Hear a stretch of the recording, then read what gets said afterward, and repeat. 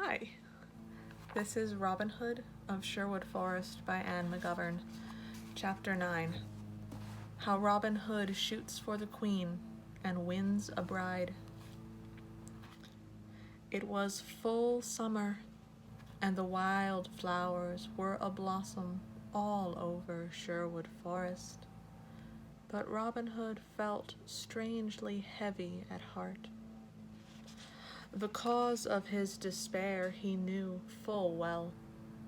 Though he tried to think of other things, his thoughts kept turning to Maid Marian, his childhood sweetheart. It had been too long since he had last gazed upon her sweet face. Indeed, he had not seen her, nor had word of her, since the day he killed the king's deer and was forced to become an outlaw. Now that Allan a Dale's bride brought a certain grace and lightness to the rough forest life, he longed even more deeply for his own true love. So often was he out of sorts and short of temper that his loyal men, who loved him more than life, began to murmur sadly that something was happening to their beloved leader.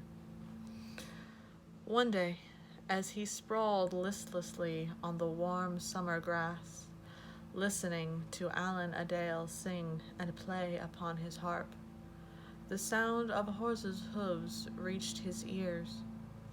Of a sudden, he leaped to his feet and bade his men look to their bows and arrows.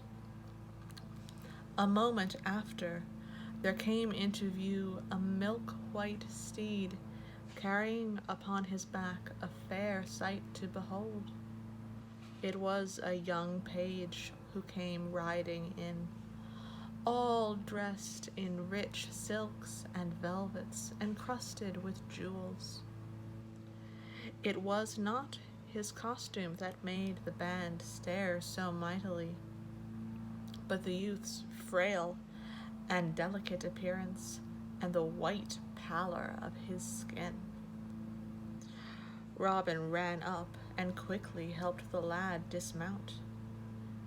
"Be you ill, fair sir?" he asked, "and so in need of help that you have wandered into this hidden place? For it is plain to see from thy garb that thou art in the service of a noble man or knight, or perhaps a king, and that therefore thou have no business here." The youth trembled as he looked up at Robin Hood's face, but never a word did he say. "Speak, sir," said Robin, drawing his sword, "or I will be forced to open thy lips with this." Still silent, the page drew his sword, and, with a charming manner, advanced upon Robin. "Oh," laughed Robin, his good spirits returning somewhat, "I see by the flourish of thy weapon that thou art truly a man to fear." And with one stroke, Robin sent the page's sword flying into the air. With that, he chuckled anew, and, turning his back on the page, went to join his men. Then, quickly, the page picked up his sword, and running after Robin, managed to lightly nick his hand with the point. Robin was more surprised than hurt. Indeed, the wound was so slight that it hardly bled. "Thou may look like a delicate flower," he said, "but thy petals have a sharp sting." And he cried out to his men in a stern voice, "Surround this young villain." Quickly, the band formed a ring around the frightened youth, whereupon he sank to the ground and began to sob. "There now," said Robin, kneeling in front of him. Please explain this mystery. Who are you, and why have you come?" In a small voice, the page replied, "I have come from the Queen to seek Robin Hood. She bids me bring him back to London town." "The Queen!" cried Robin. With that he clapped the page on the back with such a hearty blow that the page's handsome cap fell off, and down billowed long, soft curls.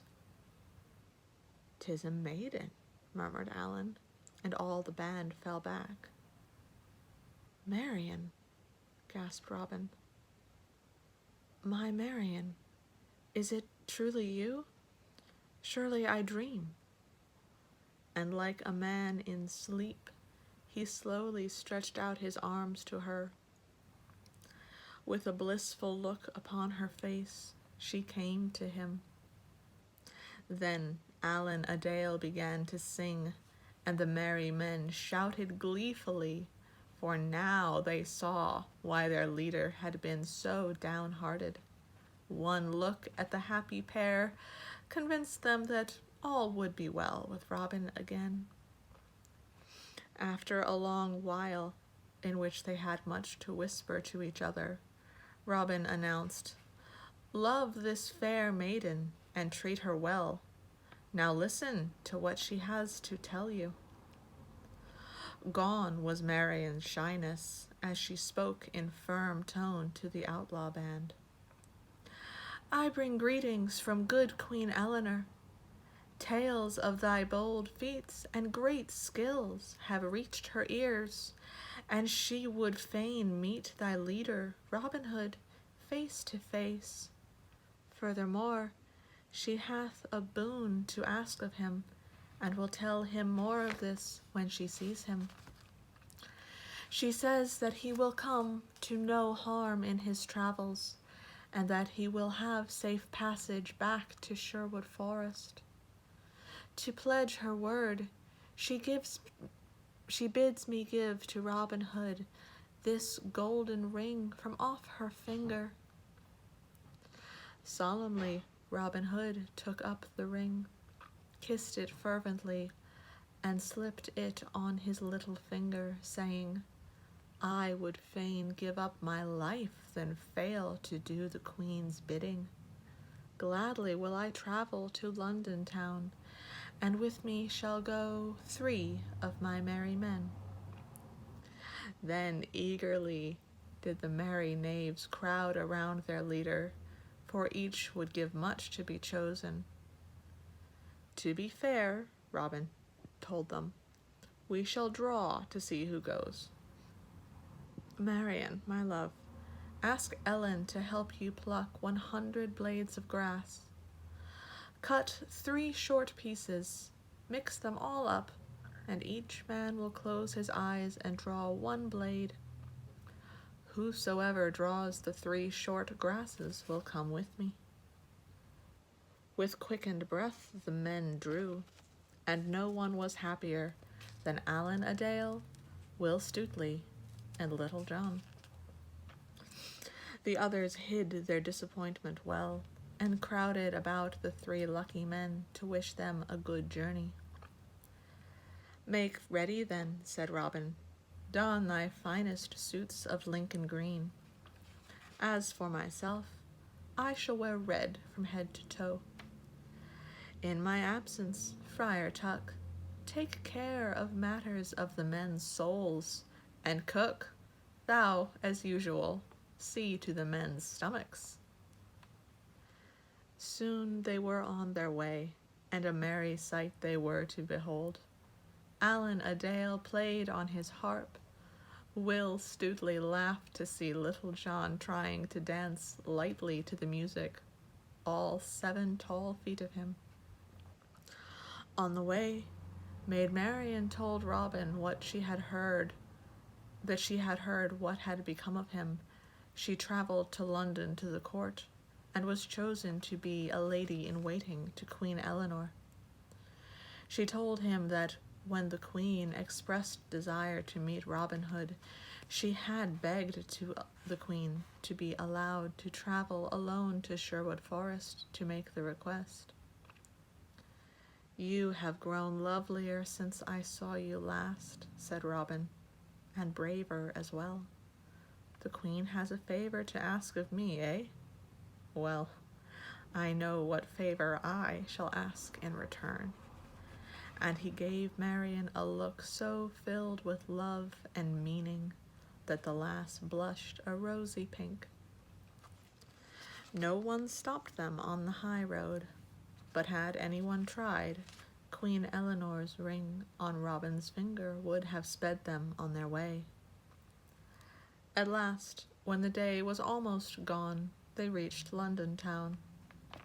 To Robin and his merry men, the cobblestone streets felt hard and strange, so accustomed were they to the soft grasses of the forest. And the great walls and towers of the city seemed to them a prison, for the only walls they knew were the trees of Sherwood Forest. "It is good that it has grown dark," said Marian, "for the queen wishes no one to catch sight of you. Come, I know a secret way through the dungeon." Then she led them down dark steps, through narrow passages, and up more than 100 narrow steps, till they reached a small tower room. "Wait here, and I will announce thy presence to the queen." And with a kiss for Robin, Marian was gone. It seemed hours before they heard a knock upon the door. Robin opened it to see his love dressed in a silver gown, with flowers entwined in her hair. "You are fairer than any maiden in all the world," Robin whispered to her. "But you were as beautiful to me when you were dressed as the queen's page." Maid Marian blushed prettily and bade Robin and his men come before Queen Eleanor.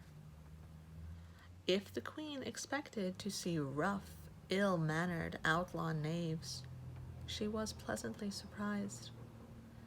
Allan a Dale and Robin Hood had the noble bearing and manner of high-born knights, and there was hardly a man in the kingdom who could match the stature and strength of Will Stutely and Little John. Robin fell down on his knees before the queen, saying, "I am yours to command." The queen smiled. "Thou art welcome, Robin Hood, and all thy good yeomen. Before I make known my wishes, you and your company shall have food and drink." Then they ate and drank, served royally by the queen's own pages, until they could no longer take another morsel of the rich food or swallow another sip of wine. At last, the queen told them why she had summoned them. "Tomorrow is the king's tournament at Finsbury.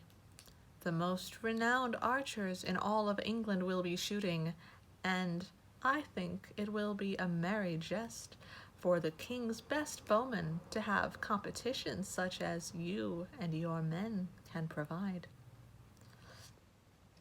"Proudly shall we wear thy colors," said Robin, "and proudly shall we pull our bows to shoot in your honor." When the king and queen took their places upon their purple thrones at Finsbury Fields the next day, they beheld a gay sight. 10 brightly colored booths stood at the edge of the green meadow, each booth belonging to a different band of royal archers. The green lawns and crowded stands were ablaze with color, for the people dressed in holiday best had come from near and far. The laughter and chatter stopped as the royal herald rode his nut-brown horse across the green and came to a halt in front of the thrones where sat King Henry and Queen Eleanor. Then from out of their tents came the archers, each band dressed in their own colors. A handsome sight they made, marching as straight as soldiers in their ranks. Then the bugle sounded, and in the silence that followed, the herald announced the rules and prizes. Each archer would shoot 5 arrows at the target of his own band. The 3 best from each band would shoot 5 arrows again. Then the winner from each band would shoot 3 arrows against the winners of the other bands, and so it would go on until only 3 winners remained. The best of them would take first prize, 50 gold coins, a silver bugle set with gold, and 10 golden-tipped white arrows. Second prize would be permission to shoot 100 of the fattest stags that roamed Dallin Lee. The third and last prize would be 2 tons of the finest Rhenish wine. Now it was time for the shooting to begin. At first there was a great hubbub among the crowd, as each man cried out for his favorite band. But as the contest narrowed to the 3 best from each band, a silence came over the stands as all eyes followed the path of every arrow. The judges stood near, carefully noting the mark of each arrow as it hit or missed the target. When the first part of the tournament had ended, 10 archers, the best from each band, stood before the king and queen, taking bows from the cheering crowd. The king was well pleased that one of the best was Tipus from his own company. The loudest cheers were for Tipus, Gilbert of the White Hand, and Clifton of Buckinghamshire, these 3 being the most renowned in all the land. Then, while fresh targets were placed upon the green, and the 10 bowmen went back to their tents to rest for the hard moments ahead, the queen made known her plan. "My lord," she said to the king, "be you so certain that these 10 yeomen are the very best archers in thy kingdom?" The king looked at her in some surprise.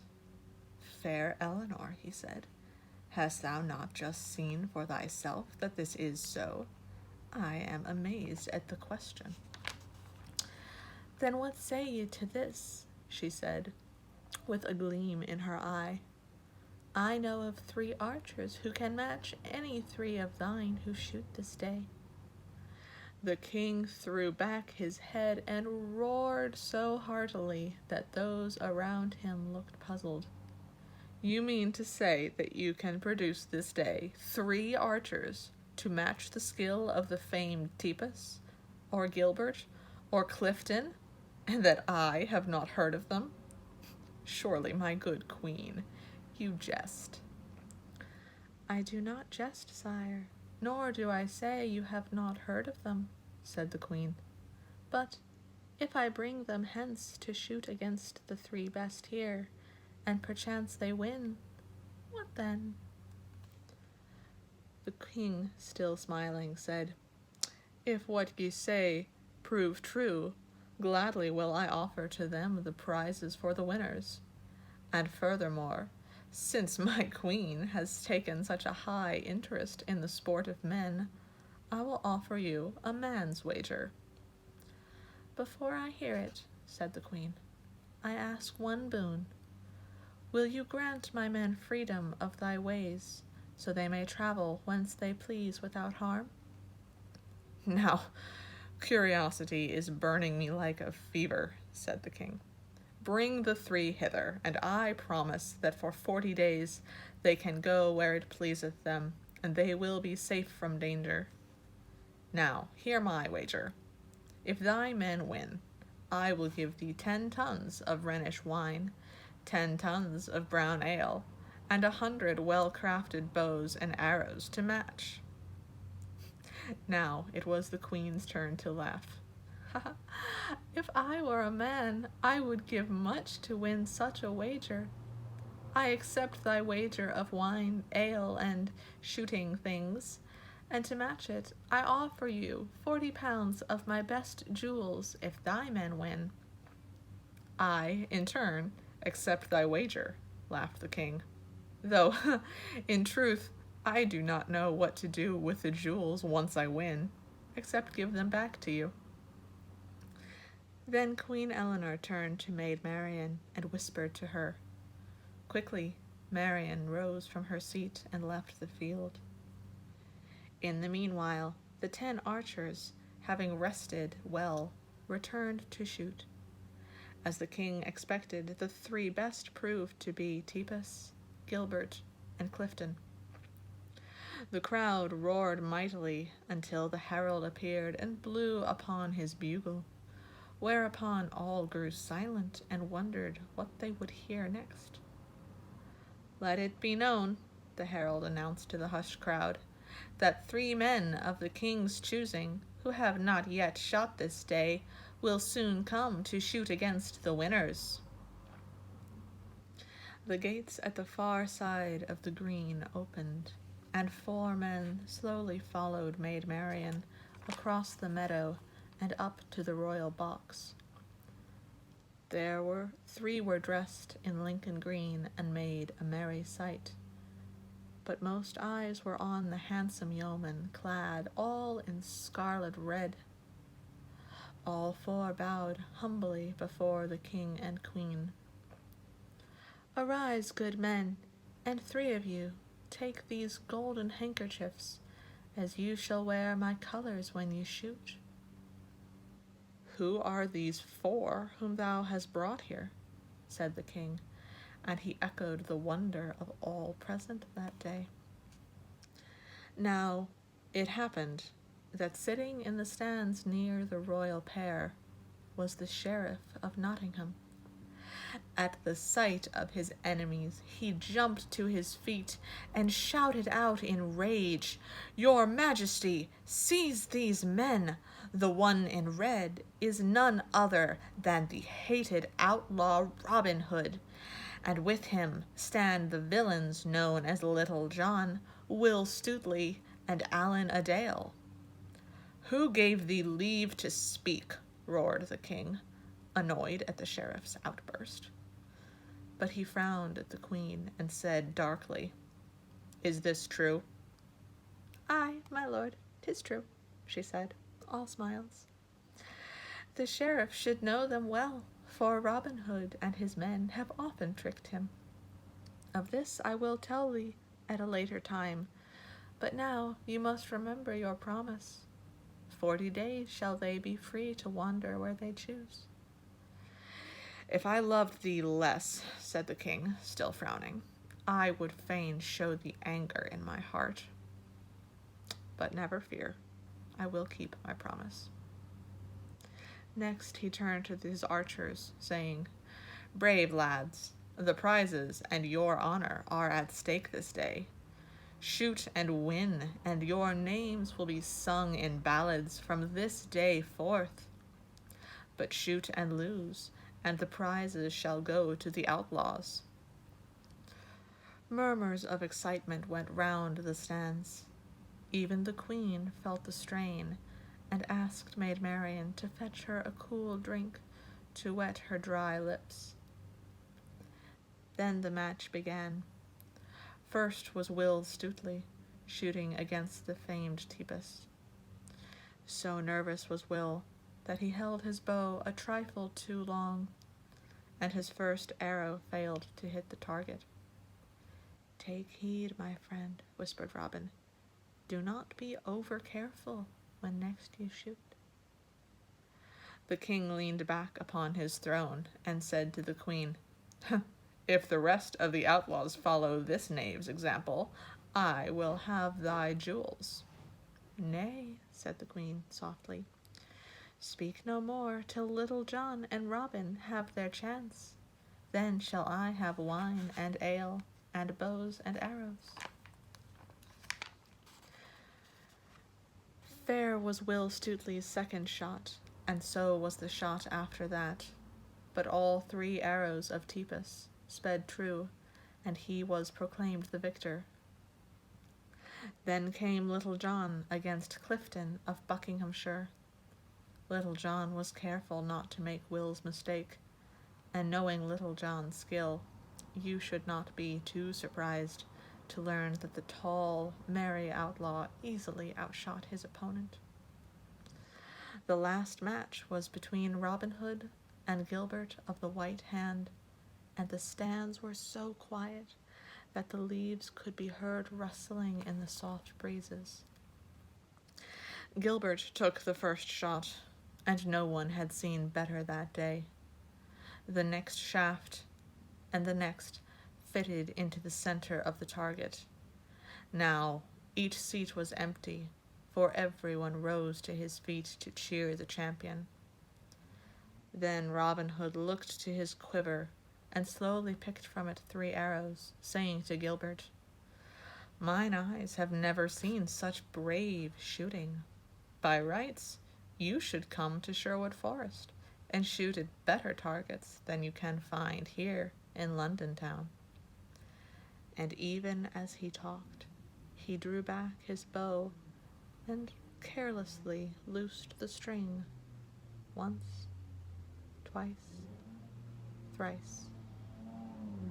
The feathers of his arrows lodged so close together in the very center of the target that they looked for all the world like one thick shaft. Then the crowds left the stands and came running down to the field, for even a man half blind could see that Robin Hood had won the day. The king, offering his arm to the queen, said, "It saddens me to see the outcome, but I do not give my vows lightly. The prizes are to go to Robin Hood first, then Little John, and last to Tippus. The outlaws shall be free, but for 40 days only. Then woe to the sheriff of Nottingham if he fails to capture Robin Hood and all his men on the 41st day." And these words he repeated to the sheriff, who turned pale and bit his lips. The king's archers formed a ring about Robin Hood, while Allan a Dale played upon his harp and danced about in joy. The prizes were called out. To Robin Hood goes the first prize, 50 gold coins, a silver bugle set with gold, and 10 golden-tipped white arrows. To Little John, who shot next best, goes the second prize, and that being leave to shoot whensoever you wish, 100 stag that run on Dallin Lee. And the last, the third prize to Tippus, 2 tuns of Rhenish wine. Then up spoke Robin Hood, "Gladly do I accept the bugle. It will help me to remember this day as long as I live. But as for the gold, I have no need of it, and gladly do I give it to Gilbert, who is the very best archer outside of Sherwood Forest." When the cheers for Robin Hood had died down, Little John spoke next. "What use have I for the stags on Dallin Lee? For in our greenwood home run hundreds more. So let each of the 10 bands take pleasure in shooting at them, and may their arrows hit their mark." Each man there vowed that he had never seen such merry, gallant yeomen as Robin Hood and his men in Lincoln Green. And so the day ended. The prizes were given and given again. But Robin Hood was sure that he had the best prize any man could hope for. For when he and his merry men took their leave of London town, Maid Marian went with them. And know then, all dear readers, that a wedding took place at Sherwood Forest soon after. And if you have not guessed the names of the lovely bride or the gallant bridegroom, go ask another, for I shall not tell you. But this I will say, the next chapter is our last, and some say the adventure in it is the very best one that Robin ever had. The end.